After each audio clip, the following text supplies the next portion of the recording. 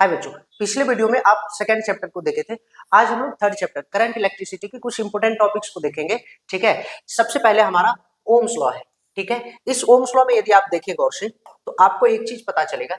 ये जो हमारा ओम्स लॉ है ना, इसका स्टेटमेंट है V डायरेक्टली प्रोपोर्शनल है I के। यदि इसको डायरेक्ट लिखते हैं तो V IR होगा। ये R हमारा रेसिस्टेंस है।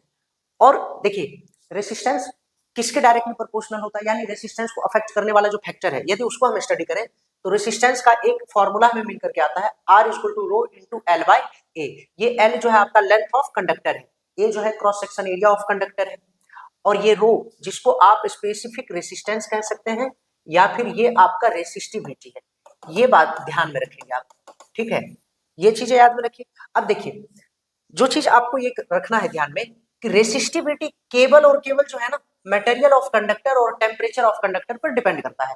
यानी किसी भी कंडक्टर की रेसिस्टिविटी उस कंडक्टर के लेंथ और उसके क्रॉस सेक्शन एरिया पर डिपेंड नहीं करता है। इसको अफेक्ट करने वाला फैक्टर दो ही है, एक तो मटेरियल है, दूसरा टेम्परेचर है। आइए हीटिंग एट पावर को समझिए। ये आपका Joule's law of heating effect भी कह सकते हैं इसको, और heating effect of electric current भी कह सकते हैं। H equal to I square RT है आपका, और 1 किलोवाट यानी इसके कमर्शियल इलेक्ट्रिक एनर्जी के कमर्शियल यूनिट की बात करें तो 1 kilowatt equal to 3.6 into 10 to the power 6 joules होते हैं बच्चों। आइए रेसिस्टेंस के कॉम्बिनेशन को समझिए। सीरीज कॉम्बिनेशन होता है।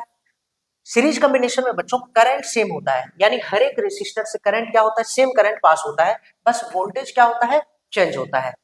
और पैरेलल इसमें यदि आपको इक्विवेलेंट रेसिस्टेंस पूछा जाए तो जितने भी रेसिस्टेंस को आपने सीरीज में कंबाइन किया है उस सबको क्या कीजिए, सम अप कर लीजिए। पैरेलल की बात करते हैं तो पैरेलल में क्या होता है, वोल्टेज सेम होता है लेकिन करंट क्या होता है, डिवाइड होता है, यानी करंट अलग अलग होता है। तो 1 बाय RP इक्वल टू इसका इक्विवेलेंट रेसिस्टेंस का फॉर्मूला रह जाएगा 1 by R1 plus 1 by R2 plus 1 by R3। ये आपको बच्चों याद रखना पड़ेगा। ठीक है, अच्छा इसमें पैरेलल कॉम्बिनेशन में एक चीज बच्चों ध्यान में रखना है, यदि मान लीजिए n इक्वल रेसिस्टर जोड़ा जाता है तो फिर आप डायरेक्ट पैरेलल कॉम्बिनेशन लिख सकते हैं R बाय n। ये R आपका रेसिस्टेंस ऑफ ईच रेसिस्टर है और ये n आपका नंबर ऑफ रेसिस्टर है। इतनी बातें आपको ध्यान में रखना है। तो बच्चों हमारा थर्ड चैप्टर कंप्लीट हुआ। इन सभी बच्चों जो भी आप चैप्टर देख रहे हो सबका जो है लॉन्ग वीडियो आपको इसी चैनल पे मिल जाएगा, आप वहां भी जाकर के विजिट कर सकते हैं। तो चलिए हम लोग नेक्स्ट वीडियो में मिलते हैं।